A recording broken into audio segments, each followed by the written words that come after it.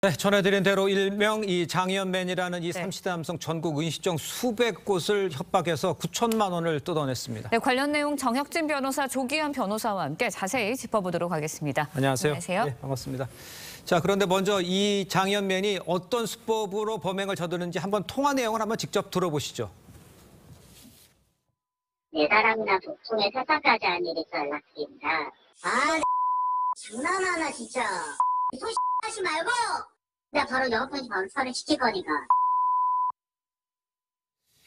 변호사님, 저렇게 막 얘기를 하면 어쩔 수 없이 응할 수밖에 없는 상황일 것 같아요. 저도 사실은 식당 가가지고 탈난 적이 있었어요. 예. 그래가지고 이제 응급실이라고 할까 병원 가서 네. 링겔 맞고 그랬는데 저는 사실은 제가 뭐 몸이 이상한 줄 알았는데 그 다음날 아침 보니까 그때 같이 일행들이 다 탈이 났었더라고요. 그러니까 그 모임을 주선했던 분이 식당에 연락해가지고 저는 이제 30만 원 받았었거든요. 그런데 아마 이제 그 음식점은 예. 보험에 들어있어가지고 그 보험 처리를 갖다가 했던 것 같아요. 그러니까 식당이라고 하는 것이 뭐 아무리 뭐 관리를 잘한다라고 해도 탈이 나는 경우가 있을 수 있단 말이에요. 그렇죠. 그런데 저런 식으로 전화를 해가지고 뭐 문제를 갖다 삼겠다. 영업정지 이런 것도 문제가 되지만 저 식당에서 내가 뭘 먹었더니 탈이 났다 이런 소문이 딱 퍼지면 식당 입장에서는 좋지 않으니까 네. 그다음에 이제 저 사람이 협박한 게 400여 차례가 되는데 그 협박한 금액이 돈 달라고 한 금액이 10만 원 정도부터 많게는 200만 원까지. 그러니까 식당 입장에서는 뭐 한 20만 원 정도 그냥 주고 무마하는 것이 오히려 편할 수 있겠다 이런 생각을 했었기 때문에 저런 식의 그 범행이 일어났던 것 같은데 이게 다 합치니까 10개월 동안에 9천만 원어치 했다고 그랬잖아요. 그러니까 한 달에 거의 한 1,000만 원을 갖다 이렇게 협박을 한 것이다. 그런데 이거는 무엇보다도 그 상습 사기에 해당이 되고 그다음에 출소한 지 얼마 안 됐다라고 했는데 동종 사기였다라고 하면 누범까지 해당이 되기 때문에 이번에는 아마 훨씬 더 강한 처벌이 예상되지 않나 싶습니다. 그렇군요. 네, 음식점주들 입장에서는 이번 뉴스 접하면서 굉장히 화가 좀 나셨을 것 같은데 앞서도 말씀을 해주셨지만 이 30대 남성이 이런 수법을 저지른 게 처음이 아니에요. 그래서 실형까지 받았었다고요? 그렇습니다. 2021년 4월부터요. 똑같은 방식의 피해 제보가 이어지고 있었습니다. 그래서 네. 한 방송사에서 추적 보도를 했고요. 알고 보니까 이 사람이었죠. 자, 똑같은 방식으로 음식점들을 협박해서 돈을 뜯어냈고 그때 확인된 피해 금액은 450만 원 정도였습니다. 당시에는 또 김밥집이나 반찬 가게 등 영세한 업장들을 중심으로 이런 범행을 저질렀었는데 예. 이번에 같은 경우에 전국의 유명 음식점 또 피해 금액도 9천만 원 정도에 이른 것으로 보면 네. 굉장히 더 대담해진 것 같습니다. 근데 지금 이 식당에서 이 받은 돈 대부분 인터넷 도박으로 탕진을 했다고 그래요.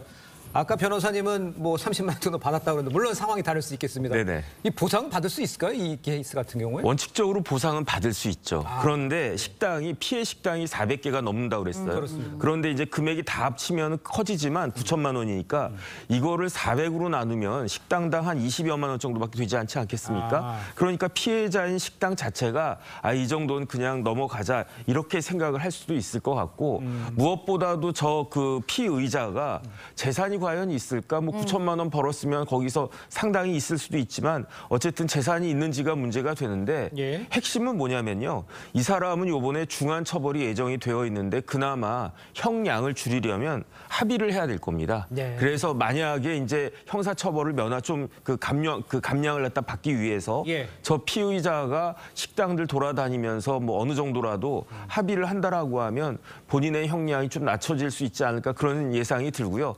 그 한도 내에서 피해 식당들이 어느 정도 피해 배상을 받을 가능성이 있기는 한데 그 가능성이 얼마나 될지는 좀 잘 모르겠습니다. 알겠습니다. 네, 다음 이야기도 짚어보도록 하겠습니다. 예. 어제 아침이었습니다. 서울 한강대교 교량위에서 50대 남성이 투신 소동을 벌였는데요. 이 소동을 벌인 시간이 출근 시간대였어요. 그래서 극심한 교통정체가 이뤄졌는데 어떻게 당시 상황이 이뤄졌던 건가요? 5시 52분경에 한 시민의 제보가 있었다고 합니다. 한강대교에 누군가 올라가서 투신하려고 한다는 제보가 있었고요. 네. 당연히 경찰과 소방 인력이 출동을 했습니다. 인력이 67명, 차량 16대, 또 그 강에는 순환 구조대까지 출동을 했죠. 이게 구조 작업이라는 게 네. 강제로 바로 올라와서 끌어내릴 수 없잖아요. 과정에서 추락 사고가 일어나지 않도록 하려면 계속적인 설득을 통해서 자발적으로 내려오게 유도를 해야 되기 때문에 시간이 걸릴 수밖에 없습니다. 그 시간대가 당연히 출근 시간대였으니까 그렇죠. 양 방향으로 극심한 출근 정체가 발생할 수밖에 없었던 거죠. 그래요. 근데 이 남성이 며칠 전에도 이제 같은 내용의 현수막을 걸고 시위를 벌였다는 거 아니에요? 그러니까 이제 교통도 마비되고. 좀 처벌 같은 경우는 어떻습니까? 이런 경우에. 이런 것들이 이제 단순한 소란이 있을 때에는 이게 뭐 법적으로 그 형사 처벌받는 게 아니고 경범죄 처벌법으로 과태료 정도 받게 되는데 그렇군요. 그런데 이번에는 그 수준이 도를 넘은 거 아니겠습니까? 예. 엄청난 그 혼잡도 이루어지고 엄청난 행정력도 낭비가 되고 인력이 67명의 차량이 16대가 동원될 정도로 큰 문제가 됐었던 거니까 네. 단순히 그런 경범죄 처벌법으로 끝날 문제는 아니지 않나 하는 생각이 드는데 그러면 제일 먼저 생각할 수 있는 게 공무집행 방해죄인데요. 근데 공무집행 방해죄는 그 형법의 구성 요건에 네. 폭행이나 협박이 있어야 된단 말이에요. 그러니까 공무원들을 폭행하거나 협박해야 되는데 저 과정에 그런 폭행이나 협박이 있었는지는 잘 모르겠고 그다음에 이제 특별법으로 예. 5교의 광고물법이 있는데 제가 그 법을 갖다 찾아보니까 예. 도로 등에 저기도 도로라고 할 수 있겠죠. 그렇죠. 광고물을 표시하고 설치할 때에는 시장이나 구청장 등의 허가를 받아야 됩니다. 그런데 그 허가를 받지 않을 때에는 1년 이하 징역이나 1,000만 원 이하 벌금에 처해질 수 있는데 이제 아마 그 뭐 긴급 체포가 됐다라고 하니까 여기에 대한 적절한 조치가 있지 않을까 하는 생각이 듭니다. 예. 네. 근데 한강다리에서 이런 투신 소동 이번이 처음은 아니잖아요. 이걸 좀 막을 수 있고 방지할 수 있는 대책이 확실하게 있어야 될 것 같아요.